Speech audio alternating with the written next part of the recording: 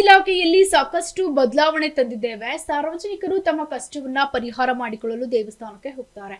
ಅದೇ ರೀತಿ ಪೊಲೀಸ್ ಠಾಣೆಗೂ ಸಮಸ್ಯೆಗಳನ್ನ ಬಗೆಹರಿಸಿಕೊಳ್ಳಲು ಬರ್ತಾರೆ.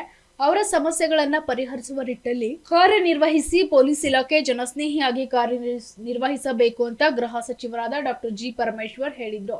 ಇಂದು ಕರ್ನಾಟಕ ರಾಜ್ಯ ಪೊಲೀಸ್ ಇಲಾಖೆ ಹಾಗೂ ಕರ್ನಾಟಕ ರಾಜ್ಯ ಪೊಲೀಸ್ ವಸತಿ ಮತ್ತು ಮೂಲಭೂತ ಸೌಲಭ್ಯ ಅಭಿವೃದ್ಧಿ ನಿಗಮ ನಿಯಮಿತ ಇವರ ಸಹಯೋಗದೊಂದಿಗೆ ಮೈಸೂರು ನಗರದಲ್ಲಿ ನೂತನವಾಗಿ ನಿರ್ಮಿಸಿರುವಂತಹ ಸಿದ್ಧಾರ್ಥ ನಗರ ಸಂಚಾರಿ ಪೊಲೀಸ್ ಠಾಣೆ ಕಟ್ಟಡ ಮತ್ತು ಉದ್ಘಾಟನೆಯ ನೆರವೇರಿಸಿ ಅವರು ಮಾತನಾಡಿದರು.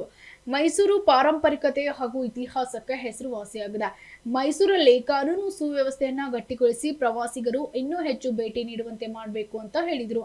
ಪ್ರತಿಯೊಂದು ಪೊಲೀಸ್ ಠಾಣೆಯೂ ಸಹ ದೇವಸ್ಥಾನ ಅಂತ ನಾವು ತಿಳ್ಕೊಳ್ಬೇಕು ಹಾಗೂ ಜನಸ್ನೇಹಿ ಪೊಲೀಸ್ ಆಗಿ ಕಾರ್ಯವನ್ನ ನಿರ್ವಹಿಸಬೇಕು ಹಾಗೂ ಪೊಲೀಸ್ ಅಧಿಕಾರಿಗಳು ಅಂತ ಹೇಳಿದ್ದಾರೆ. ದೇಶದಲ್ಲಿ ಮನೆ ಮನೆ ಪೊಲೀಸ್ ಭೇಟಿ ಕಾರ್ಯಕ್ರಮವು ಯಶಸ್ವಿಯಾಗಿದ್ದು ರಾಜ್ಯವು 3ನೇ ಸ್ಥಾನವನ್ನ ಪಡೆದುಕೊಂಡಿದೆ ಅಂತ ಹೇಳಿದ್ದಾರೆ.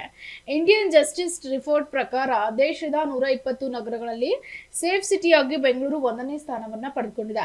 5 ಲಕ್ಷ ಜನಸಂಖ್ಯೆ ಇರುವ ಉದಯಗಿರಿ ಪೊಲೀಸ್ ಠಾಣೆಯನ್ನ 2ನೇ ವಿಭಾಗ ಮಾಡಿ ಹೊಸ ಪೊಲೀಸ್ ಠಾಣೆಯನ್ನ ಮಾಡಲು ವ್ಯವಸ್ಥೆ ಮಾಡಲಾಗ್ತಾ ಇದೆ. ಈಗಾಗಲೇ ಪಿಕ್ಯಾಪ್ ನ ಪೊಲೀಸ್ ಕಾನ್ಸ್ಟೇಬಲ್ಗಳಿಗೆ ಹೊಸ ರೀತಿಯ ಶೈಲಿಯಲ್ಲಿ ನೀಡಿದ್ದೇವೆ.